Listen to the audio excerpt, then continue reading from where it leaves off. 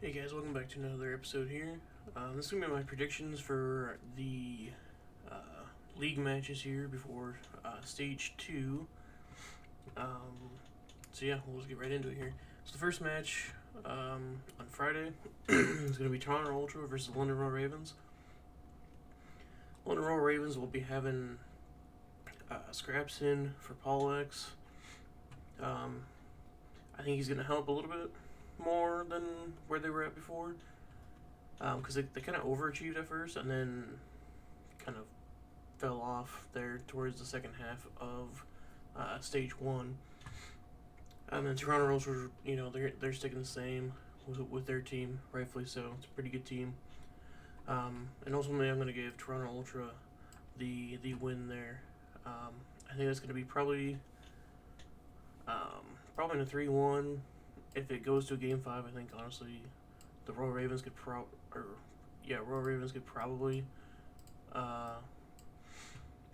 take it at that point. I just think that Toronto will be able to take both hard points and then want either the control or the S&D. Next, you get the Boston Breach and Minnesota Rokkr there.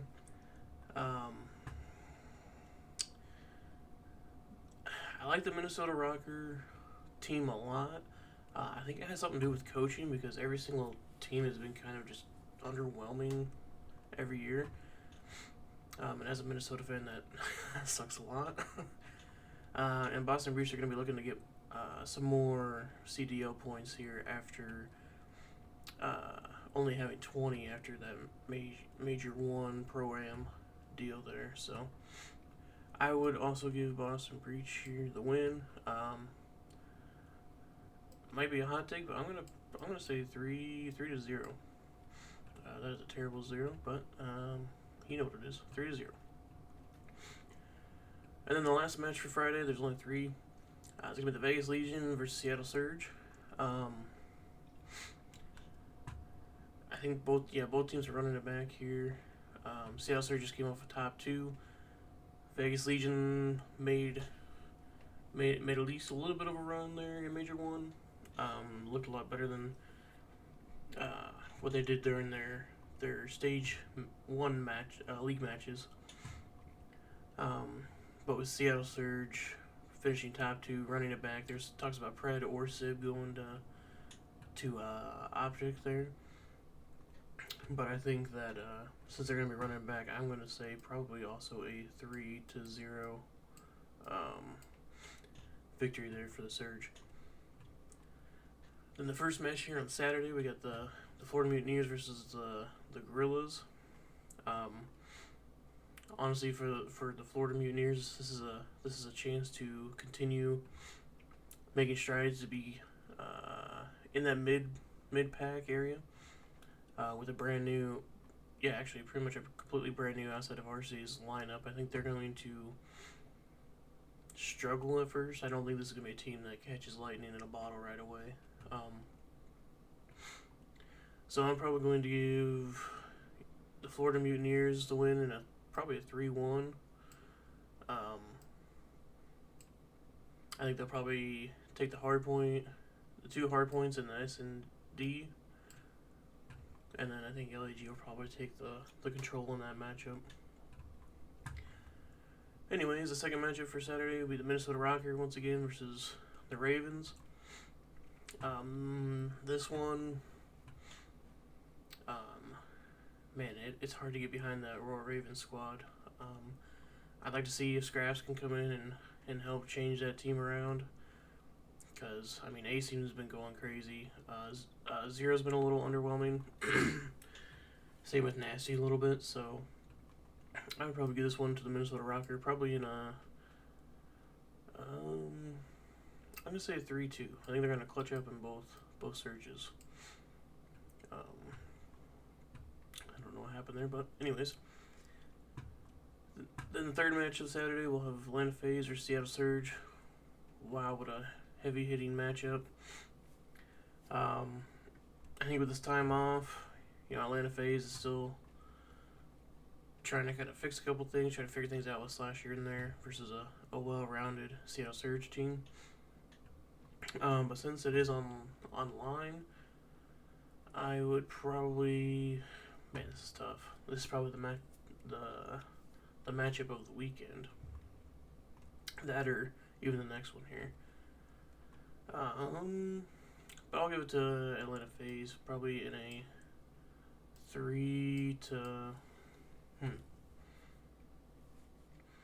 maybe a 3-2. I can see Seattle Surge pushing into a game 5, but I think Atlanta FaZe probably has a better S&D team. They're at least a lot more like ratty. So, anyways, next we got the final matchup Saturday. You get the LA Thieves versus the Subliners. First place Subliners from Major 1, Pro-Am versus LA Thieves team, last year's back-to-back. Call me crazy, but I think I'm going to go with the champions from Major 1 in a 3-2 fashion. I think they're just going to keep on riding that wave of success. And I don't know if the LA Thieves... Yeah, the LA Thieves started off strong in Vanguard, but then kind of had them in the middle there. They kind of fell apart. So I think they're just trying to figure everything out, get their map pool strong. And towards the end of the year, you'll see the Thieves start to be, you know, contending for championships consistently. Then we got 3 matches here on Sunday. You got the Toronto Ultra and the Florida Mutineers. Not gonna lie, I don't think Florida stands much of a chance here versus Toronto.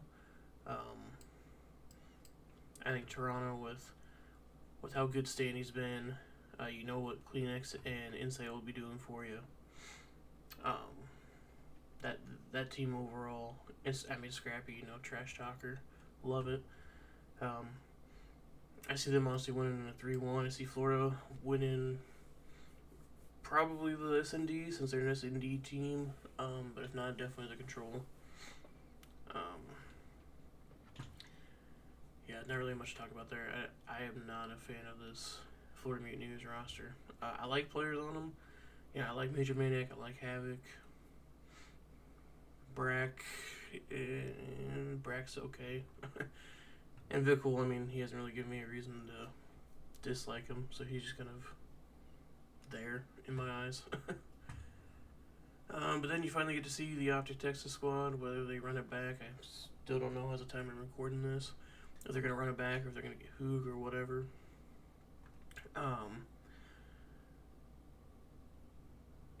Versus the Boston Breach, honestly, I think Boston Breach probably won't wipe them because I think that OpTic will probably get at least one map. But I will say Boston Breach in a 3-1 fashion. And then the final matchup here for Sunday. Wow, this is not a great matchup here. It's a Battle of LA, which will be a lot of fun. But I think honestly, the LA Thieves will probably take this 3-0 unless Exceed or JoeDeceives or even both really shine. Because I think you're gonna know what you're gonna get from Assault. He'll get you that 0.9 to 1 point KD. He's been traditionally a slower AR. So hopefully Arcitys can kind of speed things up. You know, could be that true flex for him. I think it's really going to depend on LAG's SMG lineup. They will kind of tell how good this Guerrillas team really will be and see if they'll end up having it. I'm sure there'll be more roster changes with this Guerrillas team. I don't understand how a franchise with that much willing to spend money constantly has a bottom tier team outside of the one, you know, they did get one major championship with Smart and that crazy run they had there through the losers bracket. But yeah, I kind of gave my insight in my last video on the OpTic Texas roster.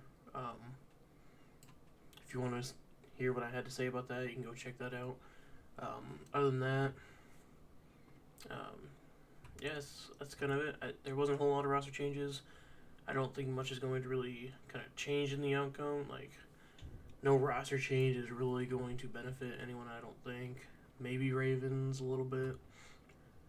I think the Guerrillas are going to look about the same as what they did before because they didn't look good at all. I think the only one that's really going to look significantly worse would probably be OpTic Texas. And that's just because of if they do run it back, you know, how well is Dashy going to be tuned in? It just seems like a mess over in that OpTic camp. And it almost started.